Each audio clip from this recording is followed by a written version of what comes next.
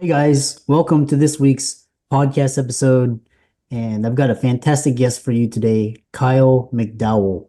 And today's talk is going to be all about leadership. I'm always scouring the globe looking for people on the cutting edge doing fantastic things, and Kyle is one of those. We're going to learn about all of Kyle's achievements and how he's translated those into leadership. And it's going to be a fantastic guest for the audience. So, Kyle, welcome. Christopher, thank you for having me. It's really, really great to be here. I love how you parlayed so many of your previous experiences into what you're doing now, and tell people about how you got started and what you're doing and how you got there. Yeah, I actually refer to the first 28-ish years of my career as my undergrad. And the work I'm doing now is my advanced degree work. So, you have to earn the right to be accepted into business school or, anything post-baccalaureate. So that's how I viewed it. And those 28 years were spent in large organizations, leading massive operations. For some context for your audience, prior to exiting corporate America in 2019, in my last two roles collectively, I led north of 30,000 employees, multi-billion dollar P&Ls, international operations in a couple of cases. And by the way, by most accounts, you would say that Kyle had a fairly successful run inside of corporate America. And I usually use success in air quotes because we all quantify that differently. But for me, I was no different. I entered the workforce with a lot of optimism. I was eager to have an impact and make a difference, wanted to make a bunch of money. I was chasing those fancy titles in the corner office and the things that so many of us chase. But it was probably around year 20 that I realized I was doing it all wrong. I'd always delivered great results. I had this sense that I had created this fellowship, this group of people that were really aligned with my principles and the way I led. But it turns out they just feared me. There wasn't a lot of respect there. It was only fear. And I finally I had this kind of gut check moment. I was at a real crossroad where I decided to leave corporate America with one caveat. Excuse me. I said I would come back and take on another role if I were to be given almost complete autonomy, because I wanted to try something different. I wanted to lead in a way that I had never led, and I wanted to be the leader that I had never had. So the night before, I was going to meet with the top 40 or 50 leaders of the organization that said, yes, that's what we want out of you, Kyle. I created these principles, and I ended up with 10 sentences that each begin with the word we. And Christopher, I'm not incredibly creative, so I now have the 10 we's. And what followed was nothing short of a wholesale transformation from business results all the way to individual leaders and how they viewed their roles and the impact they could have leading so many people around the globe. And that's kind of the catalyst for writing my best-selling book. I wrote a book called Begin with We that became a USA Today and Wall Street Journal bestseller. And now I spend all of my waking time evangelizing these principles, the value of principle-based leadership, and really just doing my best to spread this message as far and wide as possible. Yeah. And what's interesting is I've been talking to a lot of leadership experts, and it's more of a skill and you can develop it. And now you have core principles of begin with we, and you have a book which we'll include for the audience in the links in the show notes. But you introduced the 10 we's as a framework. And can you elaborate on two or three of these principles that you believe are the most crucial for today's leaders? Absolutely. In the spirit of time, absolutely. We'll focus on a couple. But it's worth noting that they're most impactful and most powerful when they are used as a group. They essentially serve as kind of a catalyst for how we behave. And that was the under the guise of which I introduced these was, listen, team, these principles will be the rules that govern how we treat each other first. Because I just believe if we're high functioning behind the curtains, we're so much better positioned to be successful externally for those we serve, our clients. And then number two, these same principles will dictate and they'll be the governing rules for how we treat those we serve externally. And then they kind of, each principle builds from one to the next. And the first one is very fundamental. And a lot of people, when I say this when I'm on stage, I can hear the audience almost say, well, no shit, Kyle. We number one is we do the right thing always. Mhm. And, obviously a lot of people say they aspire to do the right thing, but in leadership and inside of organizations, rarely is it actually called upon or leaned upon to be our guiding fundamental number one principle.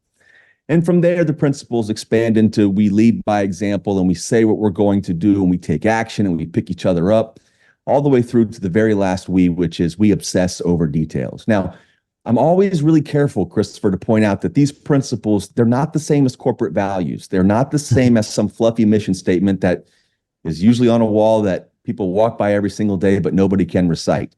Those are really important for communicating who we are, what we do externally to those we serve, but they don't compel the employee to work any harder or be any more connected to what it is that they do every day. It doesn't inspire them. And they're usually some nebular set of sentences that really don't mean a lot to what I do every single day.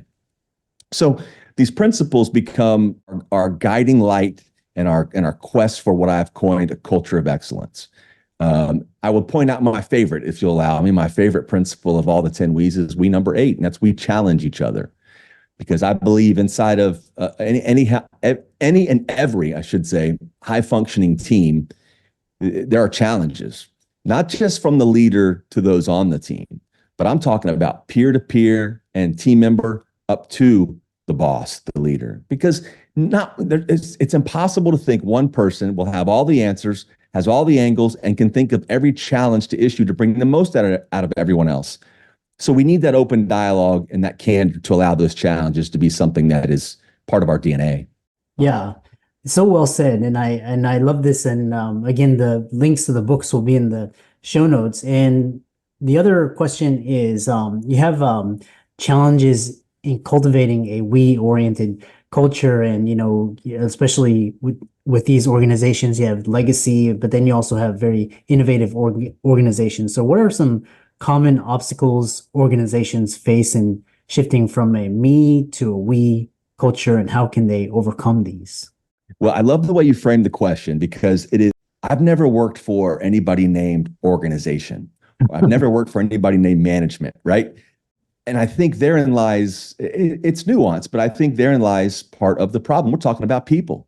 We're talking about people that are no different other than the title and the compensation that they earn inside of this organization. That's the only thing during work hours that makes them any different. Otherwise, they put on their pants one leg at a time like everybody else. They have challenges, they have heartbreak, they have all the same things. But what has happened throughout the course of, I guess, since the beginning of time as it relates to just business specifically, is those that are placed in a position of authority, let's call them bosses, because that doesn't make them a leader, but let's call them bosses. Yeah. For whatever, a variety of reasons, they tend to start to behave in ways that are different than they would have behaved had they not been given that position of authority. I call it the leadership gap. They behave in ways that are not allowed for the team to behave. So what happens is the leader creates this pedestal of perfection, this facade of perfection that they can't be wrong, they can't be challenged, and all of that is rooted in ego. So to answer your question more directly, I believe, because I've seen it with my own two eyes, and I was this person, by the way. I led with ego. I was afraid to be vulnerable. I had to have all the right answers. I had to, if it wasn't going my way, I'd bang my fist on the desk and raise my voice. Those days are over. Employees in the workforce have too many options. They have too many choices. They can go wherever they want. They're not confined by geography any longer, especially since the pandemic. So I think the number one thing that bosses aspiring to become leaders and drive a transformation should take into account is their ego. Are they approachable? Are they empathetic? Are they vulnerable and showing that they have the same concerns that members of the team have? Just being more human, I think, is the very first step.